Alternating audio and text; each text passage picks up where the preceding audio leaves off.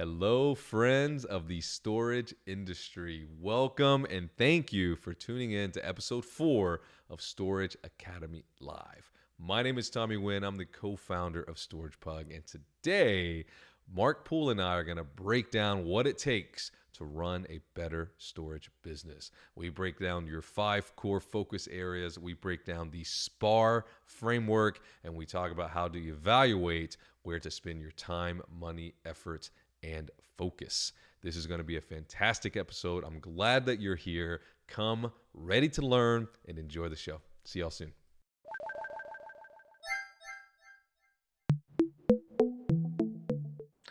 Hey friends, Tommy here at StoragePug live with Storage Academy Live, the May 2026 episode. I've got the one and only Mark Poole. Mark, welcome to the stage, man. How you doing? Good. Tom, thanks for having me. Appreciate it. Yeah, it's been a long time coming. I'm glad we get to our paths get to collide here.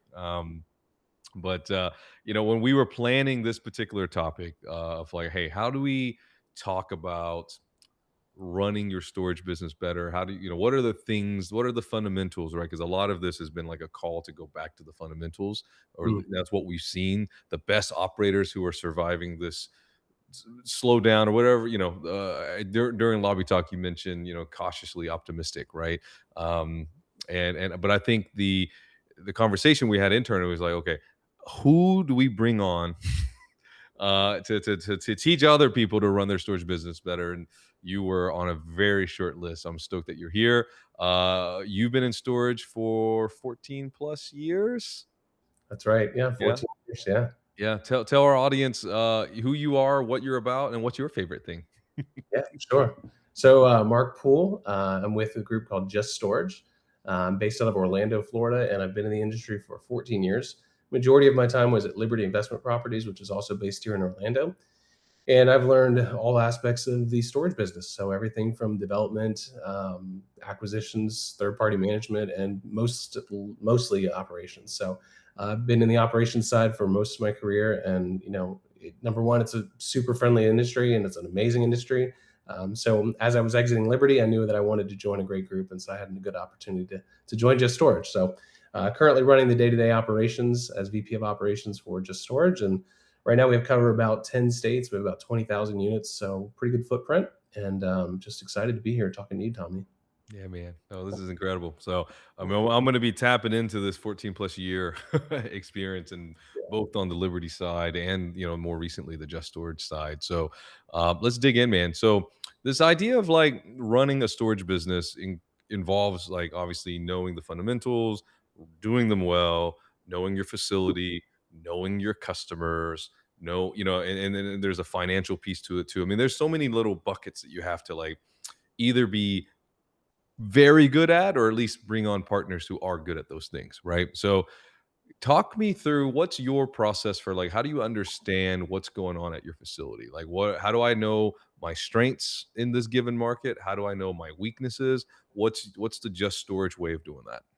Yeah, that's a great question. I mean, we really simplify it down to 5 different aspects. So it's sales, it's marketing, it's your team, it's your customers, and it's quality assurance. So we call it the big 5, something that I learned in the Liberty world. But really those 5 categories synthesize everything that is in your business, right? So sales, marketing, team, quality assurance, and customers, right? So whatever order you want to put it in, but you need to be educated in all areas of those facilities or all areas of those topics and really be able to talk into each one of them, right? So I've noticed that there's been a big education gap in the industry, right? There's a lot of operators that are joining the industry and learning about the industry. And so I'm excited to see that there's a lot more education that's happening, but it really just does come down to the fundamentals of those topics and really trying to dive into each one. No, I love that. So like, how do you go about, like, let's say you identified that, okay, sales we're super strong in, right? Marketing super strong in, right? But let's say quality assurance, right? Like we have mattresses floating around Right. or there's weeds in the gravel or whatever the case might be, right? So like what's the process for like continually evaluating yourself on these things, right? Like is it a daily, monthly thing? Is it a weekly thing? Like walk me through the process of evaluating each of those. I love that you break it down into like 5 core pieces, but how do you go about evaluating yourself on all 5 of those things And you can break it down to each one if you want. Yeah, sure. No, I mean, I think obviously it starts with, what's the outcome you want? The outcome that we want is a greater NOI, right? We want better cash flow at our properties, right? So that's obviously your financials, and that also includes sales. And so, Mm. you can simplify this business. To me, it was explained like a bathtub mentality, right? So when you're filling your bathtub, right, you've got your occupancy line, right, and that's how much occupancy you have, and then the value of your water is your rates per square foot. So really, it's simple. Like if you start to break it down, you're like, okay, I need to be full. I need to be at a good stabilized occupancy, and I need to have a high value of rates per square foot of what I'm achieving, right? So you just have to educate yourself in each one of those categories. So obviously, some people are strong in certain things. You may not be as strong at reading a P&L or putting a budget together, but you may be a great salesperson, right? So I think where again, you want to kind of cast a wide net and say, hey, let's look at our business as a whole and get help where you need to get help, right? There's plenty of tools or resources that you can do. But it just comes down to just walking through each one. So when we're looking at it, we kind of typically start with that big five kind of mentality, saying, how are we doing in sales? What does it look like with our team? Is our team happy, or they don't want to be here? Are they the right fit for this location? You look at quality of the asset. There's some things that you can Mm. control. Like, it's like, okay, if, we do third party management, right? But at my other group, we did third party management, and they hand you the keys, and they're like, here you go, figure it out, right? And like, if you have a slew of 5x5s that are sitting empty, you've got to figure that out. So it just, I kind of mentioned it earlier, but it's just being resourceful, but really just trying to kind of look at it from an outcome standpoint and say, here's the outcome that I want. And so for us, again, it's NOI growth, right? We want cash flow, we want we want to be growing our income and all that, right? That's good for our owners, investors, all that kind of stuff. If you start there and then you can reverse engineer, how is it going to help me get that, right? Mm. So a lot of times, like with obviously staffing and things like that, you've seen this world since COVID where kind of saw what we could get away with, right, for a long period of time.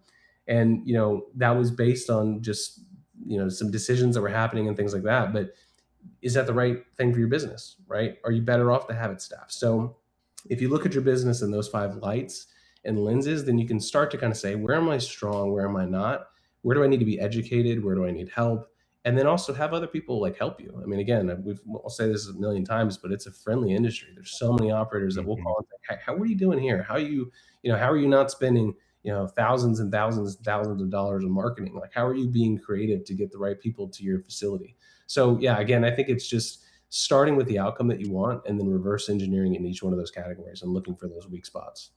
And I think I think that's a cool way to look at it, and I think the outcome might vary to some degree depending on the size of your facility, the size of your team, the size of your market, and also, like, your long-term goals, right? Like, not everyone wants to operate a 20,000 unit portfolio, right? I mean, I'm sure a lot of people would love the opportunity Yeah, to to get involved in such an enterprise, but like some people just want to like crush their one facility and they want to just feel proud and confident that they're doing a great job for themselves, their family, their community. You know what I mean? So I think if you're in this audience today or listening in the future, that it's like your outcomes or your goals, they can vary from someone else's, right? So whatever Mark is doing that fits their current season, and plus your outcomes can change from season to season. oh, absolutely. Um, Yeah, and there might be a season where we're just trying to tread water and we're trying to just survive, yeah, and that's okay. There might be a season where your goal is to simply cover the nut on this loan, and mhm, that's okay too. yeah, In fact, I just met with a dear client who opened their facility around COVID, a COVID time, and they kind of got to ride the wave as everyone was, entering waitlist season and all this kind of stuff, right? And yeah, a lot of that demand has retracted, and so they're in conversations with their with their financial institutions. I'm like, okay, how can we restructure this deal? How can we right, refinance? What are and so their goal simply was like, hey, we got to get to 85% occupancy because that represents a number that where the bank feels confident in refinancing. So yeah, all no, eyes forward on that particular goal, right? And so what I loved about, I mean, they're in a situation where I think they're going to do. They have a beautiful facility and they invested a lot of time, energy, mhm, love, and sweat, blood, tears, all of those things, and I think they're going to do great. But I think what's really awesome about about this focus point now is like now they have a goal that they can march forward with, and it's very clear to them, right? Yeah. And to them, that's kind of led into the other arenas of their business, which includes like knowing your customer, knowing your market, knowing what your customers need, and having conversations with those people. Which I think, from my many conversations with you over the years, that's something that you kind of, I would say, obsess about, but I think that's something that you really take to heart, right? Is understanding what's going on with the tenant customer Mhm. journey. So talk me through it. Like, how do y'all kind of map things out for, for the moment that the customer thinks they need storage all the way to a happy customer who leaves you 5 stars? How do you see the needs in between? Yeah, no, that's a great question. And no, and just real quick to cover what we said there is like I think what are you trying to accomplish, right? Some owners have time, some owners don't, some owners have a number they have to get to, right? So yeah, I think that it does the outcome changes and you gotta be adapt. You gotta be able to adapt to it, right? But as far as the customer journey and kind of the way that I look at it, it really this kind of came to me when I was thinking through the marketing angle, right? So again, we just said spending thousands of dollars on marketing. You can do that, right? Pretty easily. There's so many different resources. And so I kind of thought through it. I'm like, well, number one, it starts with a need, right? So if I needed storage, I'm going to say, okay, I need storage. Like I can canvas 100 people, but there may only be a handful that actually need storage, right? So number one, you got to identify those customers, right? We're lucky that we get chosen as a opportunity to serve those customers, right? We're Totally. providing a service, number one, right? So there's a need.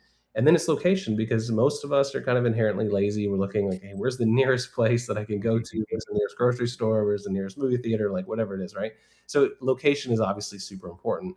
But then you've got the features and benefits. Well, what separates my 10 by 10 in Columbus, Ohio versus your 10 by 10? It's a box of air, right? I mean, this is like there's nothing super special about it, but it might have climate, it might be non-climate. So those are the things. So I kind of think about it as number one, it's a need. Number two, it's a location. Number three, it's features and benefits. What are my features and benefits that I can offer? And that's where you can kind of work it. You can say, hey, here's what our facility has and kind of sell that. But then it's also price. Price is obviously Mm, there. And that's a big piece of the puzzle, but it shouldn't necessarily be number one, right? And so again, we've kind of seen, we can talk about that too, but how prices have changed and how people are getting desperate and different things.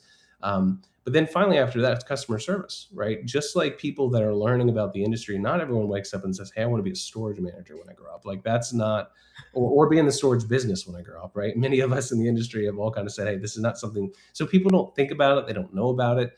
And so, when it comes to like customer service, they don't really know what to expect, right? Is it going to be just a pure rental where they go online? Many people, many of our customers have never rented self storage before.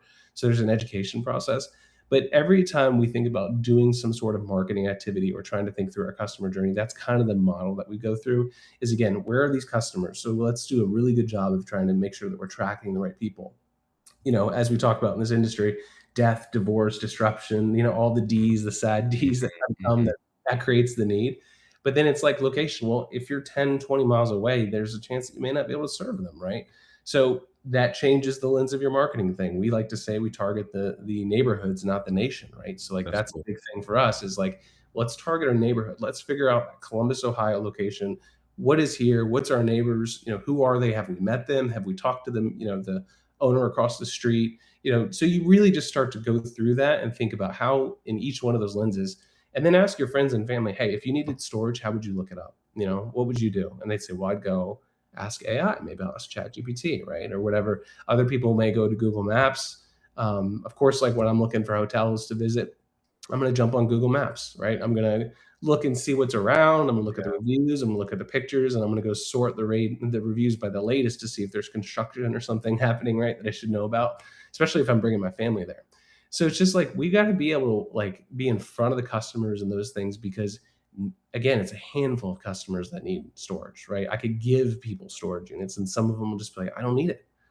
So that's the order for me. It's the need, it's location, it's features, benefits, it's price and customer service. And my hope is that we're putting customer service at the top side of that so that we're trying to say, hey, we are going to treat you really well. We're going to be here. We're going to be the person behind the counter that's listening to your needs, working with you. And again, that's like that comes with time. Chick-fil-A is known for great service. Taco Bell is not really like so you just have to be known. And again, you can't target the nation when you're small. So you just really have to hone in on your specific area and just be as resourceful as I can. You'll keep hearing me say that every one of those lenses. You gotta be thinking, how could we be doing this better? Even if things are good, how could we be doing this better? How could we Yeah. improve on this? How could we get a better outcome that we want in each one of these categories, right? So lots of things there for sure. I love it, man. I mean, there are a couple things you said that I wanna dig deeper on. So one is like this concept of being there or being in front of the customer when they have the need, right? Like, I think it's important to call out you can't manufacture need, right? Like, you can't manufacture divorce. You can't manufacture. Well, I guess you technically might be able to manufacture death, but don't do that. That's not a nice thing to do. But like, you can't manufacture the impetus, right? Yeah, But however, on this on to that point, I think it's really important as operators, especially the ones who want to be good at business, right? I'm going to save that question towards the end. But how? I mean, like, what's really important is how you have to know how and what tools your customers are using to find your business, yeah, right? In the 90s, it was relatively straightforward, right? And actually, probably at the very front end of your career in self storage, mhm, right? 14 years ago, um, Yellow Pages was still technically around, you know. So in the 90s, for customer discovery was relatively easy, yeah, right? Like, because there was only one or two paths: have a good sign on the road, and then also be 4A, AAA self storage, or mini storage at that time, probably, right?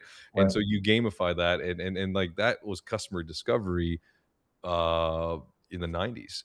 That got a little bit more complex with SEO and search engine optimization and Google search. And then, of course, that has gotten even more complicated with the mixture of both or all three organic, local, and paid ways to do search, right?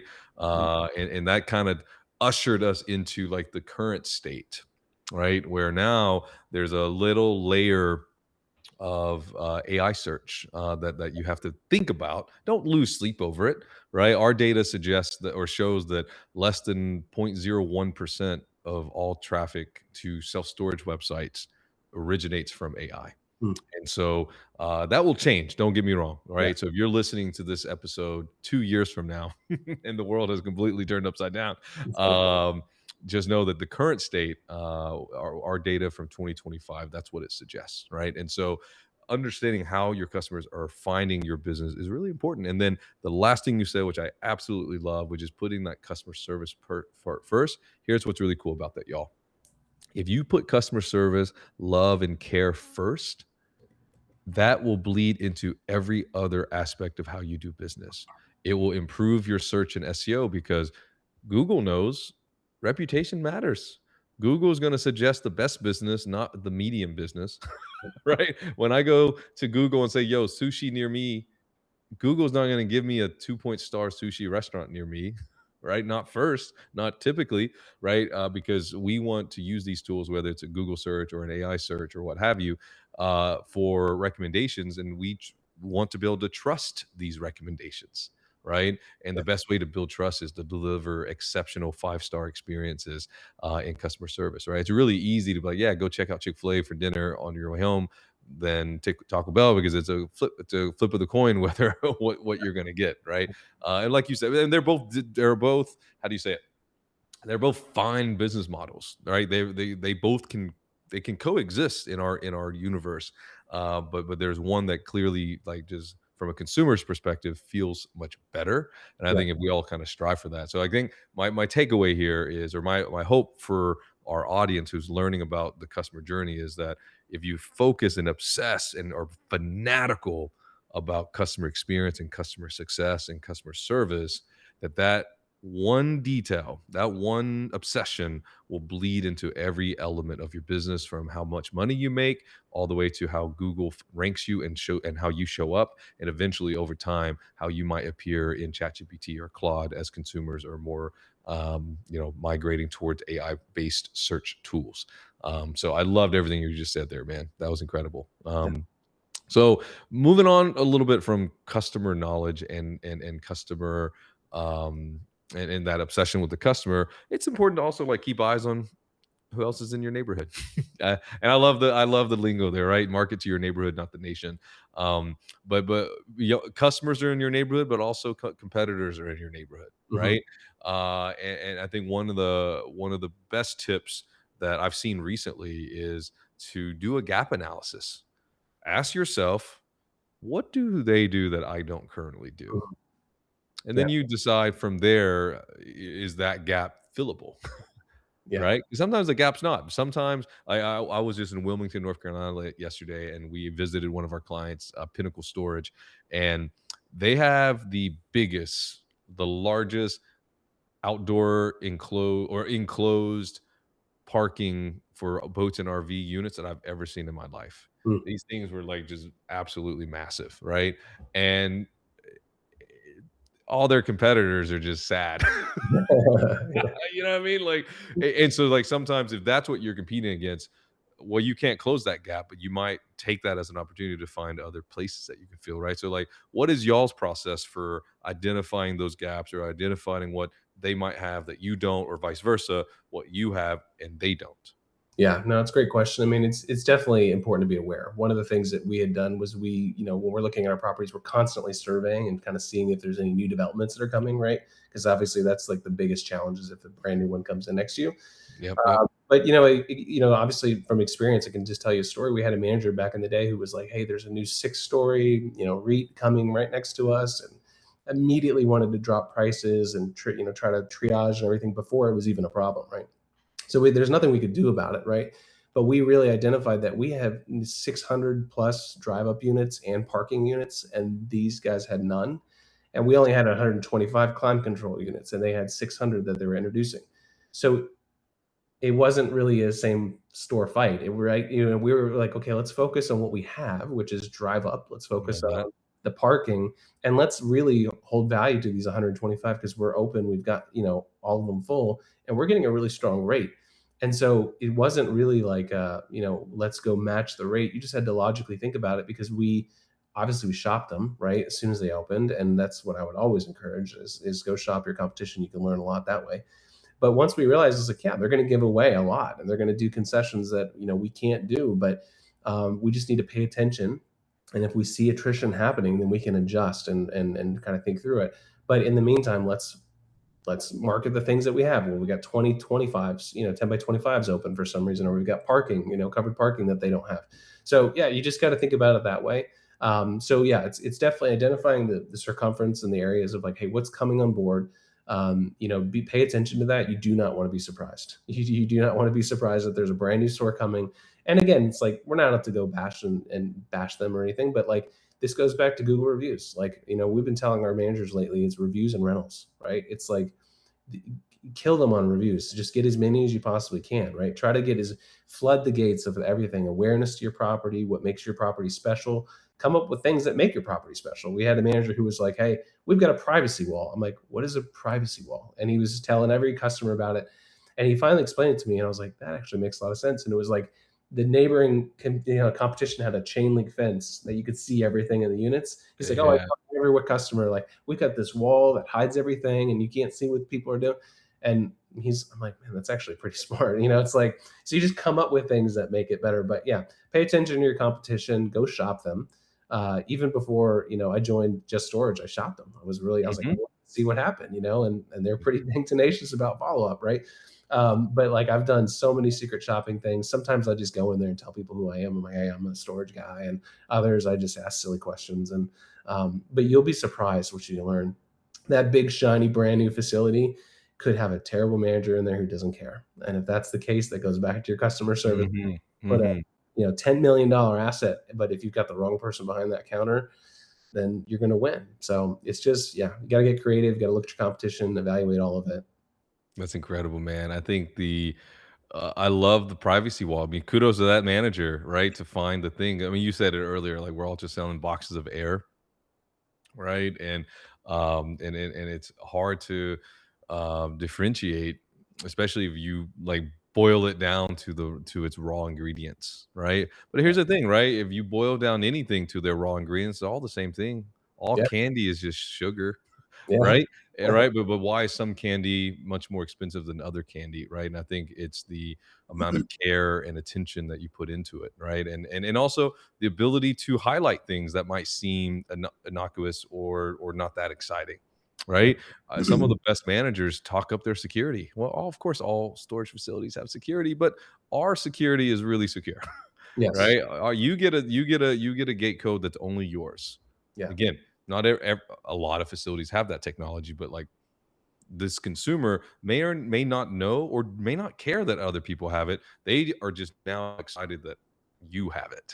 Yeah. Right. And so I think that's a reminder, especially for some of us in this room. And I see some names here that I recognize who've been in the industry, kind of like Mark's tenure, right? 10, 12, 15. And it's easy for us to kind of like, well, yeah, it's a doll, it's a door, it's a gate, it's a wall, Right. and whatever the things might be. But I think it's really cool to get re-excited and like put ourselves in the shoe of this customer who may have not ever rented before. In fact, they may not have ever stepped foot in a storage facility before. Right. Right. And I love doing site visits. Like I said, I was in Wilmington, North Carolina this week and got to do a site visit. We actually got to um, pop in and look at the two different products that they offer, the climate control product and these massive enclosed outdoor or RV boat parking units. And they were just pointing out stuff to me that I know they take for granted because they live there and they breathe it, right? But like for me, it's like I've never heard of that. Yeah. And one of the things is like wide aisles.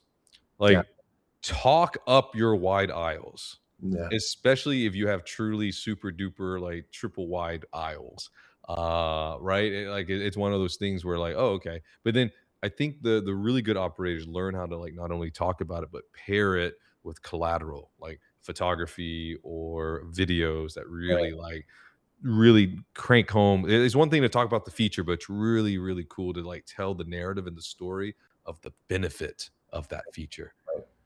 And I think really the operators who do their business really well have identified that, right? And they've decided these are the 2 or 3 or 4 things that we hang our hat on, and we're really awesome. And Yep. we don't really care that other people do the same thing. Yeah. But we know that we do. So every time we get a chance to market to a customer or meet with a customer, these are things that we for sure are going to make sure that we communicate and say to our audience. You know what I mean? And so I think that's a really cool piece. And then the last thing you said about the kind of just like the standing out piece. Um, this facility was right next door, like literally, I think they shared a parking lot to Mm. another facility. Mm. And so we asked the manager, like, yo, like, tell me about that. Is that hard? And he's actually, no, it's very easy for us. In fact, we like that because it's our opportunity to really show off our customer success.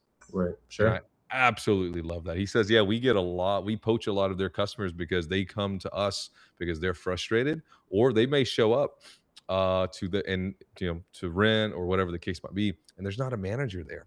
Right. Manager's supposed to be there, but not there, and so they just walk right next door to the facility that Yeah. shares a parking lot." Yeah. Yeah. No, it's I very think, true. I yeah, I was gonna say, I mean, I was in car sales for a while. okay, So one of the things that they taught us was listen to the customer, right? And then use that against them, right? And like, maybe not against them, but it was like, it's like, what do you want to accomplish today? Well, I'm here to look. Of course, everyone's there to look, but you find out what they're into. We'll find out what's important to them. Do they have kids? Like, what's going on? And they'll tell you so many things, right? And so, like, well, I really like the leather in here, and like, I really like this, or this is safety is super important. And if safety is important, well, then that's what you're talking about, right? You're not telling them about this and that and other stuff and DVD player. It's like, listen to what they're saying and then regurgitate that back to them in a way that's good and keep regurgitating back. So it's like, if a customer comes in, hey, have what would you like to accomplish today? That's a good first question. And then it's also, have you ever rented storage before? Because that tells you some things, right? oh, And then absolutely, from there, you say, what's the reason for, you needing storage or whatever? And they'll tell you, I'm going through this or that. And I've got this huge table. And it's like, if this table is their problem that's making them so crazy, and you're like, hey, that table will fit really great here because it fits through this, section, or we've got covered. One thing that we had that at one of our properties was a covered drive-through building, right? And so it doesn't matter in the Florida sun or the heat, like you weren't getting pelted, and you yeah, know, and if they know that they're going to get the 2 o'clock storm here in Florida, that just looks like you're going to die, and it's like, it's going to look bad. And you're like, well, those 2 o'clock storms that you were saying that you like got called in last time at your other storage facility, like we won't have that problem here because you can drive your, car through the building. And so just things like that. So I think it's listening and then being able to get them to say yes as many times. You liked this, right? Yes. Yeah. You like this, yes. And so you keep them saying yes and yes, and they're gonna, they'll pay more, right? It's the same thing. That's like what you said, like candy bars, hotels, whatever it might be. You're willing to pay more for quality or the service. There's a reason people pay a whole lot more money for a Ritz Carlton room, right, than they do a Holiday Inn. If it's in the same kind of thing, Yeah. it's a king bed. It's still, a balcony, right? But it's the customer service, it's the things that you need. So just listening and then being able to use that back in that conversation and then taking notes. All of our FMS systems have notes, man. Like, and again, in today's world, like the more data, the better. So just capture all those notes. If you do not close the deal, then you can at least reference that, right? And have that, Mhm. hey, this was something you're, causing you a problem. Here, we're here to provide a solution, all that kind of stuff. Yeah. Well, because in a big way, you are really doing a big favor or a big solid for this customer, right? The customer didn't come on here in here because it's a hobby or for funsies. You Right. know what I mean? They're They going came through here because it's a chore. that. And so you're actually doing them a favor by getting them to say yes to the dress sooner than later. You know what Yeah. I mean? Like and especially if you're proud of your product offering and you know that you offer a really premium and good, best in class product, Right. it's kind of like your duty to get this person to come on in and start onboarding. You know what I mean? And so, like, I think the best operators, and again, this going back to the theme of like, how do you run your business better? I think that is one of the ways. Have a really good business, first of all, but then really be proud and take it up, like, make it your duty to help anyone who comes in that you think you can help. Yeah. Right. And of Yeah. course, the nuance there is like, you're not going to help everybody and Correct. not everyone is looking for your product or not everyone is you may not have the product that this customer cares about and I think that's really important not to swindle and trick people Right. but it is really important that if you've identified this person's core needs and like you said you're listening and they're giving you everything that they care about. They got a family, they care about security, they have antique furniture that they've inherited and all these things. Well, these are all great things to now fit them into the perfect unit that's for them, and it becomes kind of your duty, and you have to kind of be like a good steward Yeah. because you're going to help this person solve a real problem, a real thorn in their side, right? And that's whether that's an over the phone conversation, an in person conversation, and I do think it also extends to the tech conversations. All right. Like, and those are often one way conversations where the customer isn't talking to you, but they're learning about you and they're reading your reviews, your reputation. They're also reading the content that you've put on your website and what foot did you put forward today? Hmm. And especially if you didn't get a chance to actually talk to them and sell to them, you're still convincing them and you're still communicating to them the things that are about you, right? And about your business. So, um, you the 5 things that you talked about earlier, right? Sales, marketing, team, quality, customers. Is that the was that Yeah. were those the 5? Yep. So, um, how do you navigate and, like, how do you, like, touch all 5 of those things? Do you do it all the time? Are there seasons where you focus on one over the other? Like, how do you decide where am I going to spend my energy this week? And speak to, I think the majority of our audience, we have, I see some names here who are part of big organizations, but the average Storage Academy live operator operates 3 facilities. Okay. So speak to our audience as if you run 1, 2, or 3 facilities. How do I decide where to spend my time and energy and effort amongst those 5 categories that you listed earlier?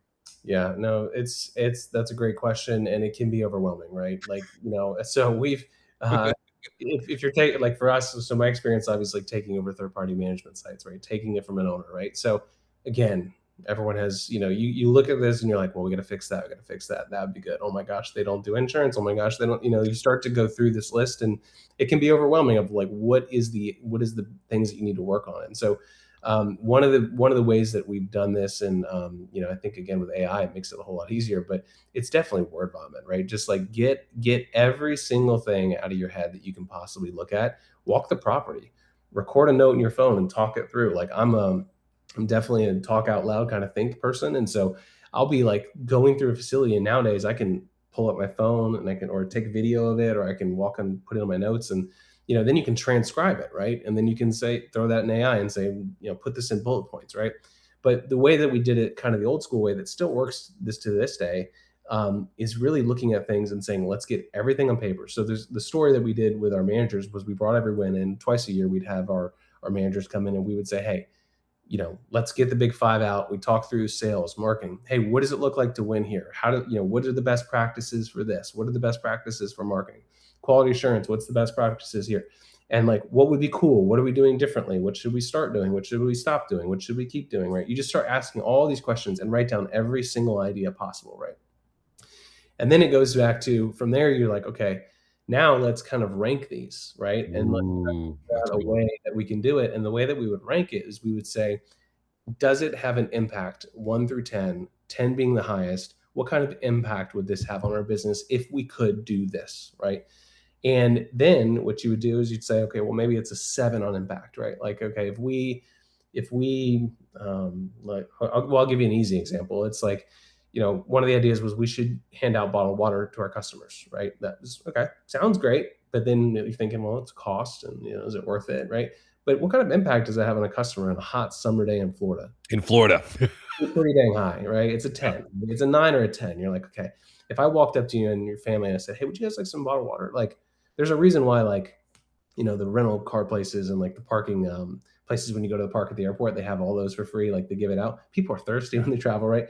But on a hot summer day and you're moving and you have ice cold bottled water in the fridge, it's okay. And then you're like, well, how much cost and time is that going to take me? And you're like, well, on a 1 to 10, maybe a 2 or 3. Like it's not the It's 10 cents a bottle at Costco.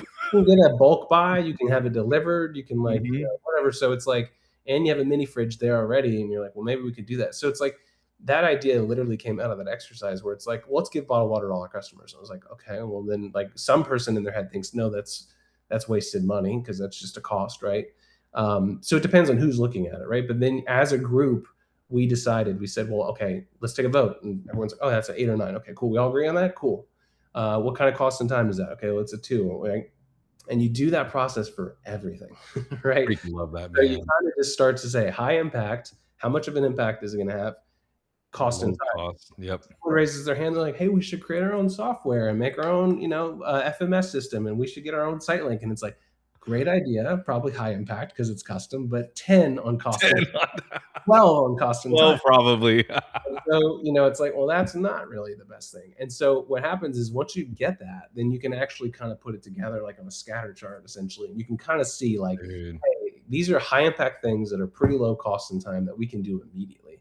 And so like walking out of that meeting the next day, you're like, we're buying them, bottled waters for all the facilities. And like the response was fantastic, right? Because customers were getting it. And I've been in the office and you're like, hey, do you need bottled water? And they love it, right?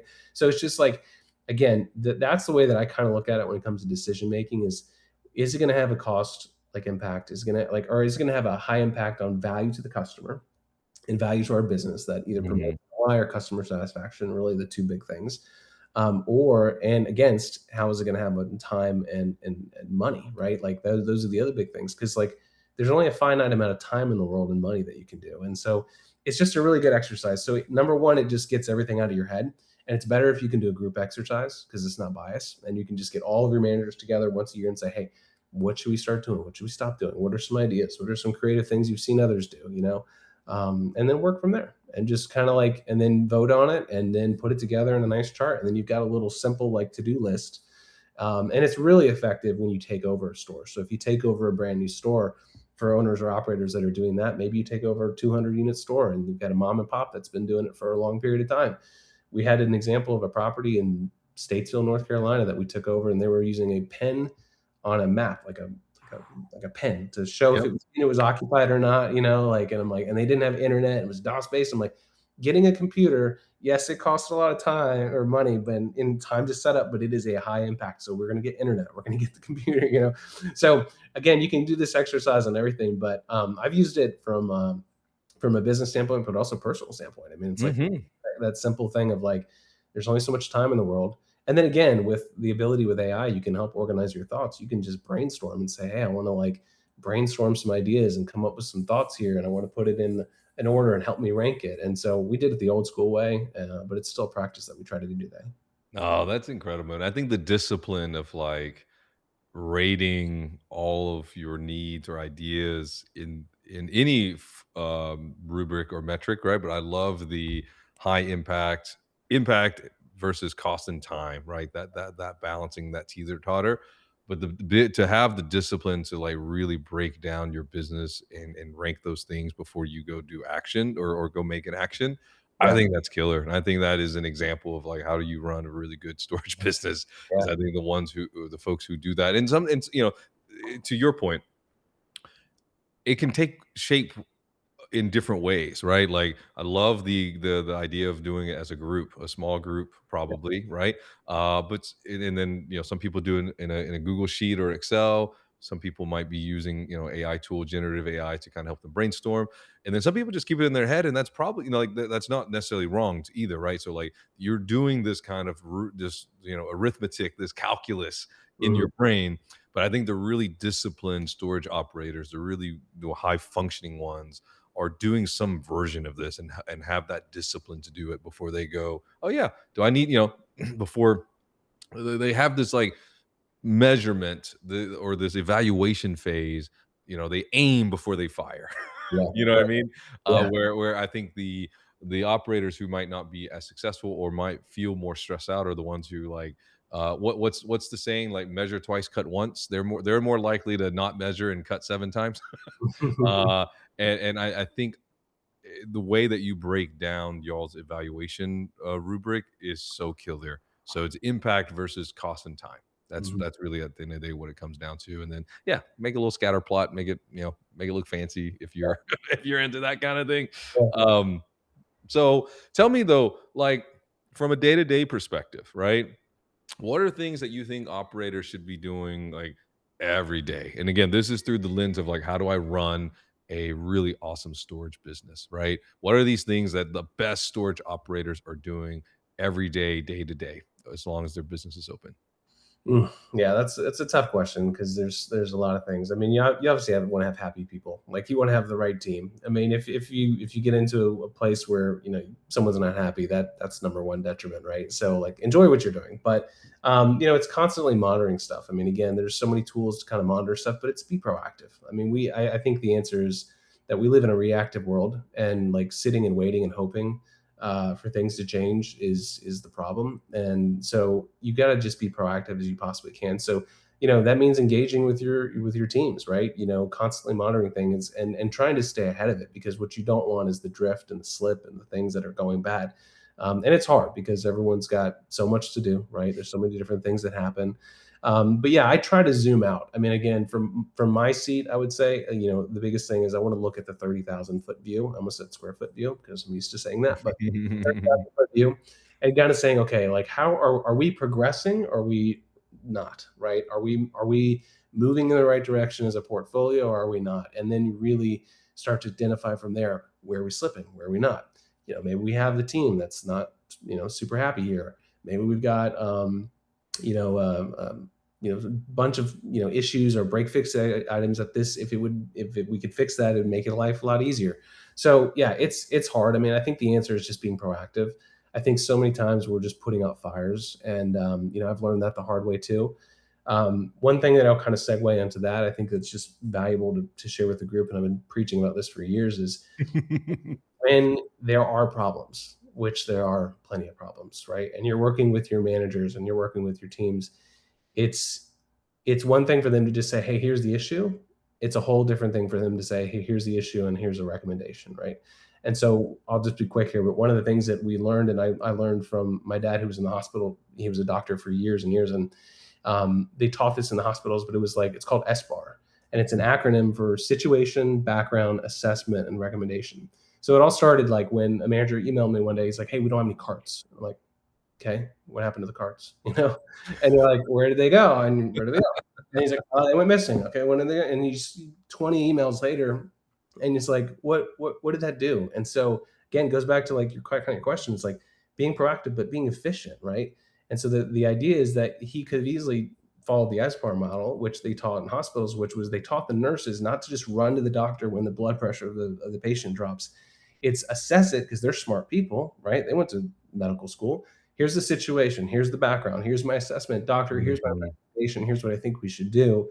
And it was just a simple mind shift for them to say, That's like, cool. we're not just going to report problems, we're going to create solutions based on the situation, the background, assessment, and the recommendation.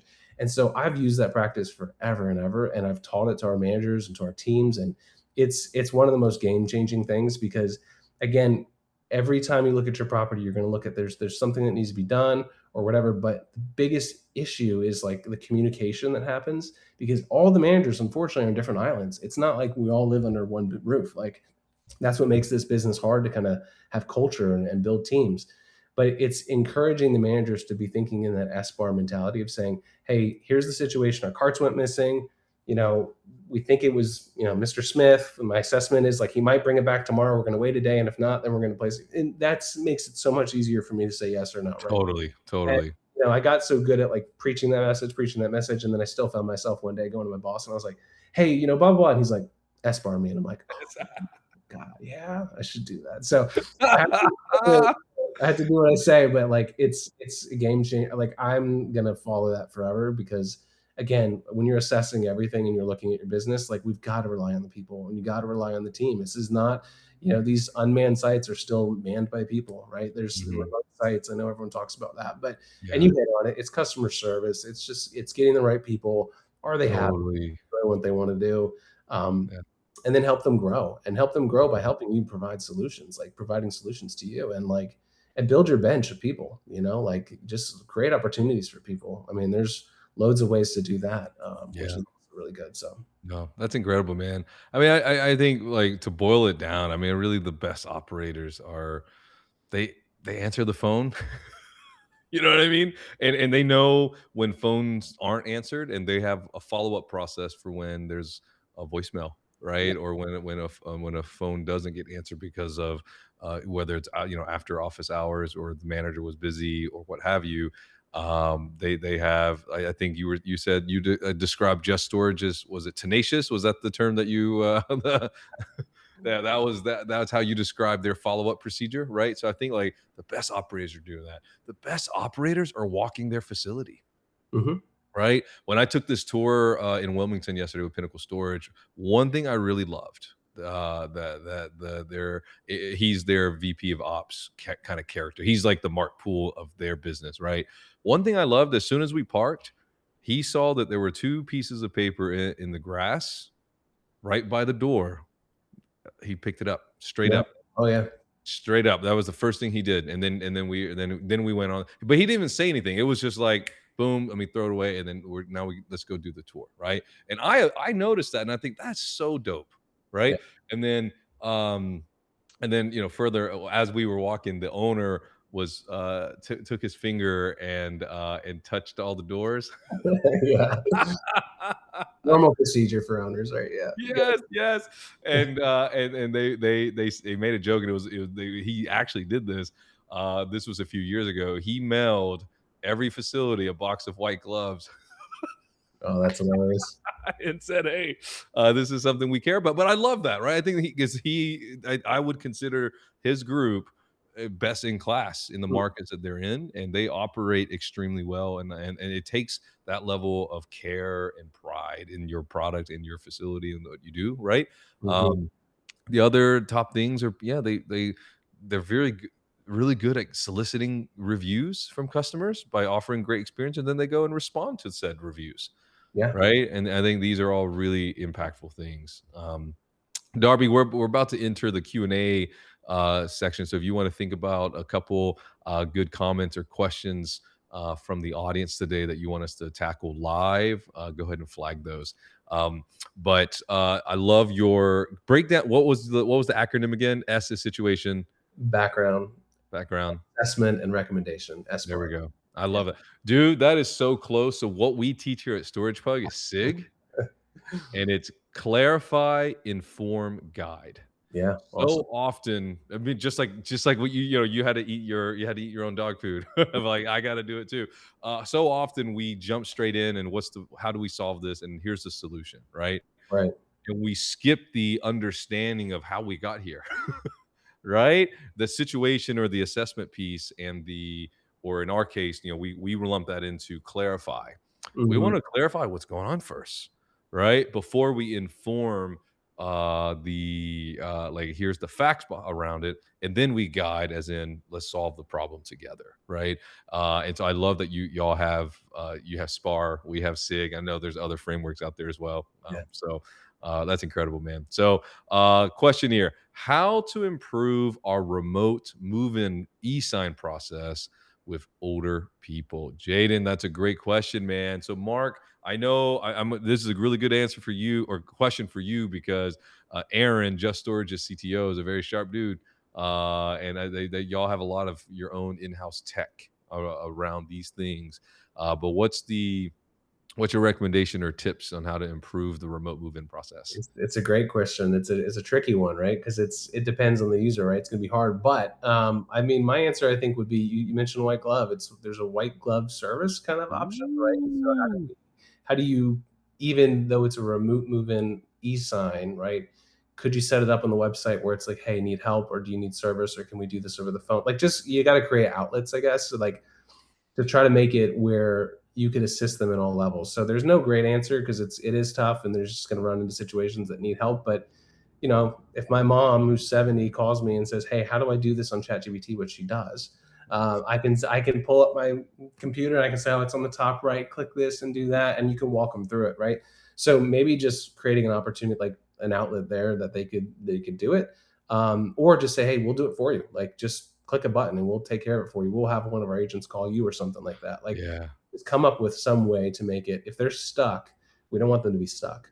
Um, Mark, dude, that is your system. uh, Yeah, that was not the answer I was expecting to hear from you, but I freaking love it. That's my new default answer for these, because like sometimes technology is hard, right? Especially when the state of the art of that technology is not like doesn't meet other industries. You know what I mean? right. And like the e-sign process in our industry is kind of lame. Yeah, It does kind of yeah. suck. It's Uh, yeah, and especially if you're, on an iPhone and you're zoomed in 250%. You know what I mean? Like it yeah. is, because that's not how these tools were intended to be used, right? So I love that. So basically create an outlet for either a white glove experience, or hey, we'll just do it for you. We'll help you out. And right. And creating that is just incredible, man. I met this kid. I can call him a kid. He's a fresh college grad. uh, and I met him on Tuesday. His name's Chase. He's helping his parents bought their first storage facility, 130 units, Jeff City, here in Jefferson City, Tennessee. And he told his parents, yeah, they're from Florida. Yeah, he'll move up here. He'll run the facility. Mhm. And he's gonna learn it, and it's like, dude, that's cool. And I was chatting with him about like what software they're using and like how easy things were, and like what's some big surprises. And he said like it really surprised him how hard some of this stuff is for some people, like their customers. Yeah. And he said, yeah, like last night, for example, I was on the phone for 25 minutes to help this customer learn how to pay her bill or whatever, whatever the thing was. And they're like, I thought that was really cool. You know what I mean? Like here's this, 22-year-old kid who, people dog on the young people for not wanting to work, but here's this kid learning about the industry, showed up to a Tennessee Self Storage Association event to learn about the industry, and then helping his customers and going above and beyond. So I was really proud. I was like, dude, we're in good hands. You know what I mean? That was the moment. That was what I felt. So I hope their family succeeds, and they continue to grow in this industry. So shout out Chase Weaver over in Jefferson City. Way to go, man. So Darby, thanks for lining up the next customer. What are you doing on tenant insurance and call centers? Mark, what's your take right now? What's your recommendation on tenant insurance and call centers? So both super important. Tenant insurance is a requirement of the lease. That's what we always say. So it's not mandatory. Don't use that word. Use a requirement of the lease. Make sure your lease says that. It's a good way. You sell it in the part of the package. It's like when I was selling cars, it's tax title, all that stuff put in together. Here's the out the door price. So just make it part of your pitch where it's not really an option, and then you'll be surprised that people will just sign on the dotted line. So it's definitely important. Also, educate your managers and team. We've had 2 fires in the last 5 years, Oof. and they're brutal. And I would not wish it on my worst enemy. And then 3 weeks in, we get a flood at one of our new properties. Oh my That gosh. just happened to this role I'm in. So it does happen. Bad things do happen. It can be a godsend when it comes. So obviously, it's a huge benefit. Insurance penetration, set a KPI. Make sure you absolutely have a good, strong insurance penetration. If you're slipping for some reason, constantly audit it. So I can't talk enough about tenant insurance or protection plan, whatever you want to call it, either one, because they're both important. But they come in and they are helpful. But yes, make it a requirement of the lease. Okay, for sure. As far as call centers, some owners, we obviously have our own call center. We're large enough to do that, but not everyone can. If you can't, we had 3 storage facilities that we were operating at one point when we were shrinking back at my old group, and we were our own call center. Like, we would do everything we can. You record Mm, calls, you look at them, you evaluate them. So if you can afford a call center or outsource that, it's great. There's obviously a lot of AI options out there coming now, but definitely try to record them. At the end of the day, the leads are leads. I mean, you got to capture the lead, and you've got to just do your best to make sure it's call center is no good if you've got a bad system, or they're not mhm. the name and number, or they're just giving a price. And so I don't know if I have a great answer on that. If you can afford to use one, use it. But if not, then just get creative.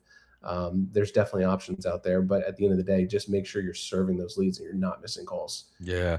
I tell you, again, the theme of this session is how to run a better storage business, and I'm telling you, the best ones have figured out, especially again of a certain size, right? We're talking like one, two, three, five facilities, because that style portfolio or operation looks and functions very differently than 20, which looks and functions differently than 50, 60, 100, right? All the way up to like Sam's got 600 plus 700 plus facilities, right? And then you have the REITs. So they're all different ways to operate. There's a lot of commonality, but I'll tell you the best ones, what they're doing is they have really nailed down their phone processes. So, Robert, I love that question. And an example of this is there's a group out in North Carolina, Kevin Liebrick's group, My Storage Ops.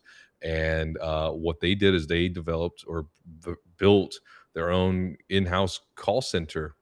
Like, well, Mark, kind of what you're talking about, right? Where like they're using software to run it, sure, but their agents work for them, right? And so you've got Sally, Sue, and Joe and Bob who work for you and know your business and know your stores, and all calls kind of funnel through there first.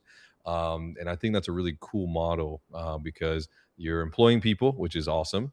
And then on top of that, you're employing people who are motivated and care about the product that they're selling or offering and the people Yeah, that they service. yeah. Um, and not to say that a third party, a call center can't provide the same kind of experience, but this is one cool thing that I've seen, a trend that I'm seeing. I think is worth investigating. Right, and especially once you do your impact and time and cost analysis that Mhm. Mark suggests to us. Next question here: do you prospect for when you have a load lead volume coming in, i.e., reaching out to businesses? This is a great one too. RB, great question, man. So, Mark, what do you do in a lead poor environment if you're a top operator?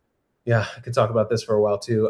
Very quickly, so one little hack you can do is Google My Maps. So Google My Maps, you can find your location, you can build out your own maps, and on there you can basically add in all your competitors, and then you can search for all the apartments, and then you can search for all the realtors, and then you can search for all the moving companies, and you can kind of go through that model. So we started creating little neighborhood kind of directories because our brand name was associated with neighborhood, but it was kind of clever. But we would really try to identify, especially apartment complexes, and we would absolutely prospect. So if it's a slow month, or you've got 2 people, or you've got the ability to do it, go meet your neighbors, Love 100%. And then the hack or the easy thing is Amazon gift cards. If I texted someone here an Amazon $25 Amazon gift card, they'd be very happy because it's 25 bucks off Amazon. It's like not a lot of money, but it's like, oh heck yeah, that's great. It just takes it off my bill or whatever, right? that. Everyone's getting Amazon packages, but you can text Amazon gift cards to anyone now. And so one of the hacks that we've done is we definitely target the apartments. That's a really good way of doing it. Your neighbors, and we'll walk in, and we used to go in with like packaged goods and things like that and all that kind of stuff. But some people don't love that, and so you could walk in with an Amazon gift card and say, "Hey, here's $10. We did a terrible job introducing ourselves. We want to introduce ourselves to you. My name is Mark. I'm with Just Storage.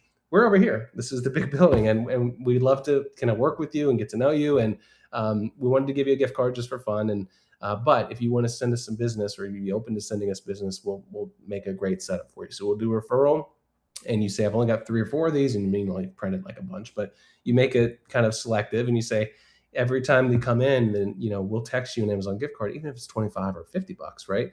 They're going to say, well, thanks, I just got $10 from some stranger off the street. And then also now I'm going to remember Mark at Just Storage over there is going to text me. And we've seen a lot of success that way. Dude, that is a killer secret to share. And That's then a great guerrilla tactic. I'm a fan. yeah. Businesses is a little harder, but you could absolutely do that too. I mean, Yeah, again, moving companies, things like that, scratch their back. And again, treat them. They're like your hands and feet out there. They're yeah, out there preaching and stuff yeah. like that. So And hopefully and we I can think do on that one. what you the creating the exclusivity also puts it to the right scale and scope. Right, right. You're not gonna get 40 leads from the apartment complex from these kinds of interactions, Right. right? You're Right. gonna get single digit, but, like, for a good month, you might just need 3 more rentals, Yeah. And right? keep in Like, mind that customers are subscription based, right? Like they're 12 yeah, to 18 months. And so like when we tell our managers, when you get a lead and you convert it to a rental, it's not just $150 sale. It's $150 sale times however long they stay. there we go. So Yeah, it's hugely valuable. But just be smart about it. Don't just say, hey, I went 5 miles that way and 5 miles that way and I collected business cards. Get the right person and make sure that they're on board and that they're the best salesperson they can be, and then be quick. Get in and out. Like don't yeah. harass them. Don't, so I really love that. Yeah. RB, another tactic that we've been chatting with some folks about that is a newer idea, but market it to your existing customers. And this was born from a conversation we had with a client who had an excess of like 5x5 small units, mhm. right? And they were having issues renting those, and so the idea was like, well, what if you just gave them to your existing tenants? Like, give it to them for 2 months free. They're sitting there $0 anyways, right? And then let's give it to your customer for 2 months free. And if you call it a loyalty, existing loyalty customer promo or whatever the case might be, market those smaller units to those customers, and then the ones who take it will they're likely to stick around because they're a loyal customer already. And then you're giving a product away that was already going to collect dust anyways. Mhm. And so I'm seeing some comments here about how do I go from 87% to 90%, or how do I go from, how do I increase occupancy, or how can I get more leads in a low lead environment? And one method is just to treat your existing customers, and because you're probably already doing a 50% off 2 months promo anyways for off the street customers, right? So why not make it even a little bit nicer for your existing customers, and do an internal customer focused marketing campaign. Those are great tips, Mark. So question for you. This is my question, and I want to love your take is like, what does it mean to be good at business? That's a good question. Well, what did you set out to do? I mean, what is the outcome that you set out to do? Right? Are you, my wife was a wedding photographer. Was she good at Okay. business? Yes. Did it make some money? Yes. Did we spend a lot of money? Yes. But was it something she loved and was passionate about? Yes. That was what it was. She was, being an artist as a wedding photographer, right? And it created some awesome memories for us. And so I think it's a good question to ask. I think everyone has a different reason for it. If it's money, it's gonna be money. It's like, you get what you set out to do. But um, that would kind of be my answer. It's like some people want to do it for fun, right? Some people want to Yeah. do it because it gives them something to do. I mean, I've met a lot of good businessmen and businesswomen, and like, everyone has a different strategy. Some just are like, hey, I'm happy, I got cash flow, I want to sit in a hammock, and others are 90. Like we had an owner who was 95 years old. He was climbing on storage roofs, and I was like, is he good at business? I mean, yeah, it's keeping him happy. He's keeping him alive. It's what he wanted to do, right? So big, broad answer there, but yeah, do what you're passionate about. Why did you start it in the first place, and try to hang on to that. So I think that would be Yeah. the I answer. love that, man. That's a killer answer. That's awesome, man. So our question of the week, though, so that was I wanted to know your take on what good business means. But our question of the week for the audience is, what's your hot take on what operators are wasting the most money and time on today? Hmm.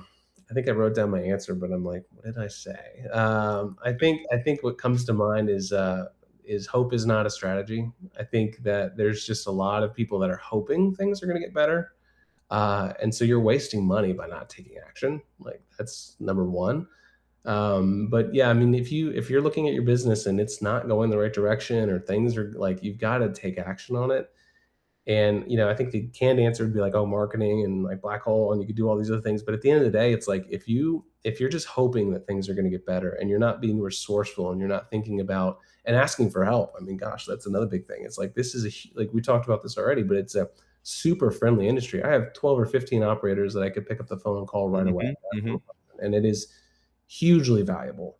So network as much as you can, be proactive as much as you can, and don't just hope on things. Like don't just think that, one shift in the world or things are going to make it better. You've got to take action on it. And again, I think it goes back to what you're passionate about. What's the outcome you want? What are you trying to accomplish? But certainly don't just sit back and be reactive. Like that's just not gonna work. That's incredible, man. Yeah, I think hope and a prayer is not how you move needles most of the time, and not in our storage industry, anyways. So good answers, man.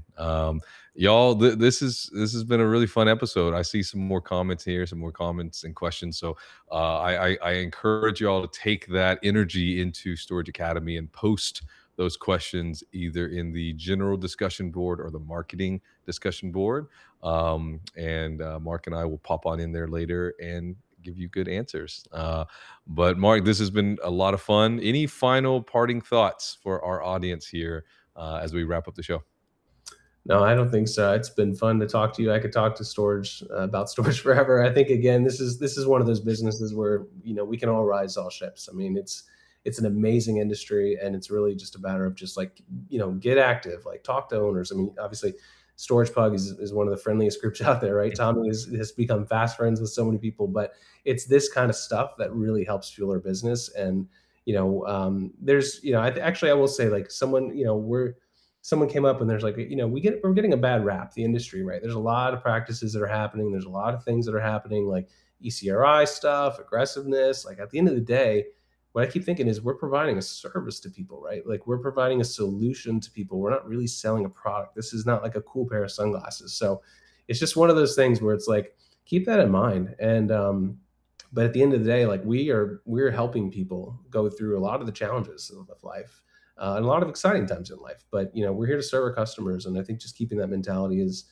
really critical. Just keep our head up, and it's a great business in the good times and the bad times. And so we're very fortunate to be in this industry. So get out there, meet people, and just try to help each other out. Incredible, man. No, that's such a great reminder. I mean, I think that ties back to our conversation we were talking about with sales, right? Like so much of your job is to help this person in front of you solve their problem, Right. right? Whether you're selling cars or washing machines or storage units, Yeah. right? Like this person isn't in front of you just because they want to have fun.